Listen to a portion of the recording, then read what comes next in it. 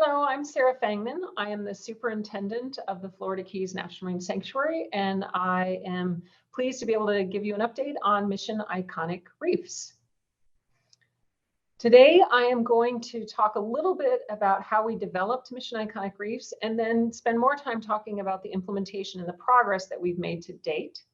And finally, talk about some of the lessons that we have learned.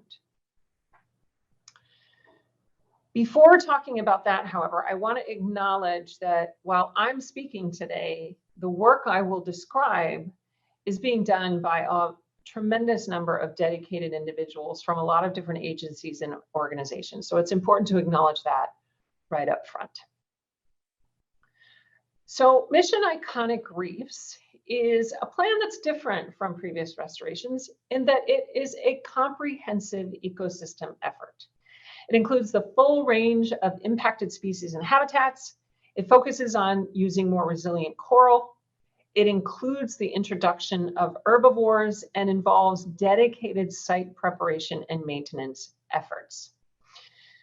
The idea for Mission Iconic Reefs was actually hatched at the Caribbean Club on the last night of Reef Futures in 2018. Soon after the new year, we began a planning process that leveraged the considerable experience and expertise in the Keys in the realm of restoration, and it took us about 6 months to complete this effort. The subject of how we developed this comprehensive plan could probably be an entire 30-minute talk, so today it's just a teaser about what we're doing here, and I want to remind you to come to the full Reef Futures Conference where you can hear details not only on the development of this plan, but lots of other aspects of Mission Iconic Reefs that I'm just going to touch on today. So Mission Iconic Reefs is phased. At 7 sites, we have goals for restoration through time. We are starting with coral cover at about 2%.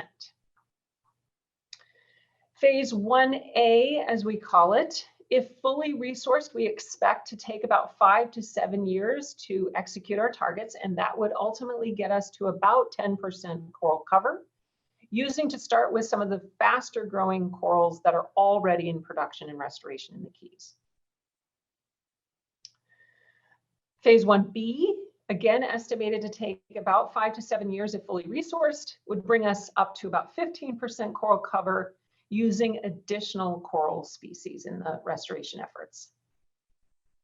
And then finally, phase 2 would take about a decade, again, if fully resourced, but ultimately get us to our target of 25% coral cover at these 7 sites by outplanting additional species and hopefully get us to a resilient and regenerative reef in result. As we put the plan together, we knew we needed to put some numbers on it. So what you're looking at here is some estimates on our costs. However, it's important to recognize that these numbers were based on having one stream of resources dedicated to implementation and execution. In reality, we knew it was more likely we'd have to fund this piecemeal with public-private partnerships, and that's what's happened. NOAA has been providing funding, and partners have been leveraging these funds, which we're really encouraged to see. We are trying to dedicate some of these initial funds to increasing our capacity so that as additional funds come through, we can build and really stay on course. We're excited to see where we are so far, the progress that we've made in phase 1 since launching in December of 2019. And so in just 2 years, we have completed 13% of our target outplants.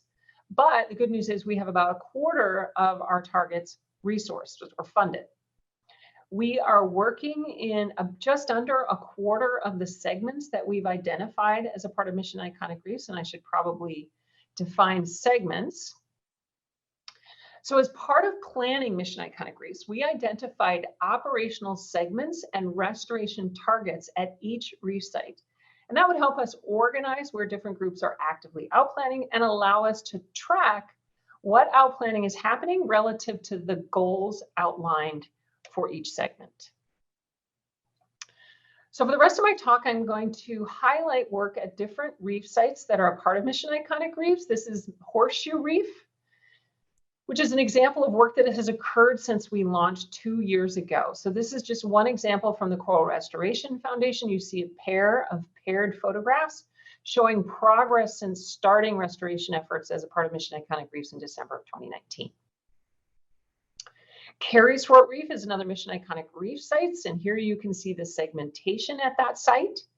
Carey's Fort is a reef where restoration has been occurring since before Mission Iconic Reef started, and it is a place where the potential of restoration can be seen, the benefits of that restoration. Moving on now to Lukey Reef, where to understand how restoration is progressing, we are doing intensive monitoring, and we are collecting detailed site imagery at these sites. So at Lukey and Eastern Dry Rocks, we've partnered with the U.S. Geological Survey, and their team used a towed camera system to collect hundreds of thousands of images that can be stitched together and used to detect changes in seafloor elevation, as well as structure at these reefs, down to as small as a few millimeters. We're developing full-scale pictures of these sites, and that will allow us in the future to show progress over time. That's of course important for the science and monitoring perspective, but also in terms of public engagement and communication on the mission as well. Moving now to Eastern Dry Rocks, which is the westernmost Mission Iconic Reef site. And here I want to talk about our focus on site maintenance. So previously, the focus of restoration has largely been on the outplanting. But with Mission Iconic Reefs, we're trying to do more in terms of the long-term investment in the survival of these outplants. And so we're ramping up aggressive site maintenance programs with the intent of increasing the success of the restoration at each of these sites. So part of Mission Iconic Reefs is to have a team that is focused on site maintenance and monitoring, allowing for the restoration partners to focus on putting corals on the reefs. Another part of Mission Iconic Reefs is looking at the potential for coastal protection benefits. So we are partnering on this with Duke University to investigate long-term wave attenuation benefits from restoration. We've installed sensors to measure wave energy at this Mission Iconic Reef site, Eastern Dry Rocks. Most of the restoration work, of course, of a part of Mission Iconic Reefs is being done by the restoration professionals. However, our vision is to include the community in Mission Iconic Reefs and develop stewardship programs that can allow them to not only visit and experience these restoration sites, but ultimately potentially help to maintain them and potentially even do some restoration. So we're developing those programs at this time. It would be unrealistic to expect that a mission of this size and complexity would not have its challenges, and of course we have seen our challenges. What you're looking at here is a slide that was, or a dashboard that was created late this summer when we started seeing elevated mortality of outplants, as well as some mortality on the wild acroporids. We were, of course, concerned about that elevated mortality, and so we brought the group together, all of the partners and practitioners, to collect information about what we're seeing and to try to respond to this. This was, as I noted, in the summer, so there were temperature increases happening, and we suspected that had a part to play in what we were observing. But we also wanted to make sure that there weren't handling practices, transport techniques that were being used that were contributing to this.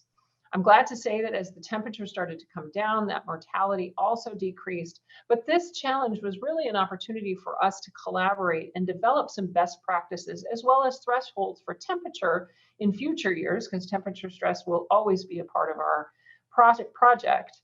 We needed to know at what point might we want to pause outplanting if the temperatures get to a certain state. So that has been a learning experience and an opportunity for us to really hone our practices.